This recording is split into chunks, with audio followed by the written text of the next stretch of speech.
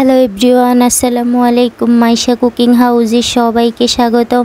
তো যে যেখান থেকে আমার ভিডিওটা দেখতেছেন, আশা করি আল্লাহর রহমতে সবাই সুস্থ আছেন, ভালো আছেন। আবারও চলে এলাম একটা মজাদার রেসিপি নিয়ে।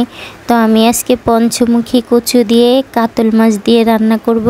তো এখানে আমি মাছগুলো ধুয়ে নিয়েছি, দিয়ে দিলাম পরিমাণ মতো হলুদ গুঁড়ো, মরিচ গুঁড়ো আর স্বাদ মতো লবণ। এখন আমি কড়াইতে পরিমাণ মতো তেল দিয়ে দিলাম। এখন আমি মাছগুলো ভেজে নিব।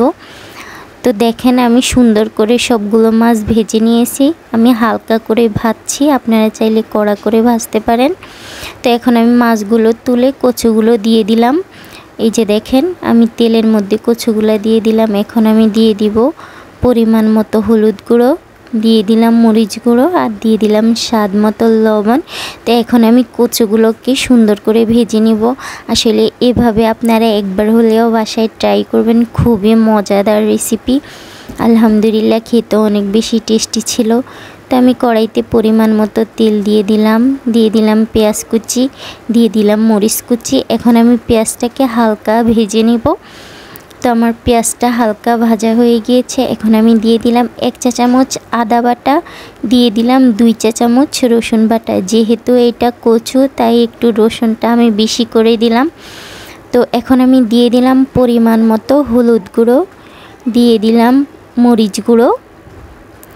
এখন আমি দিয়ে দিলাম ধনিয়ার গুঁড়ো, দিয়ে দিলাম স্বাদ মতো লবণ। আসলে মশলাটা আপনারা আপনাদের মনের মতো দিবেন, সমস্যা নেই। দিয়ে দিলাম জিরার গুঁড়ো, দিয়ে দিলাম মাছের মশলা, দিয়ে দিলাম হালকা পরিমাণে ম্যাজিক মশলা।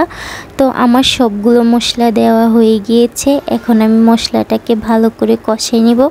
তা আমি হালকা একটু পানি দিলাম, নাইলে তো আমার মশলাটা পুড়ে যাবে। তো এখন আমি ভেজে রাখা কচুগুলো দিয়ে দিলাম, আমি একটু কষাই নিলাম। এ পর্যায়ে আমি দিয়ে দিলাম একটা টমেটো কুচি।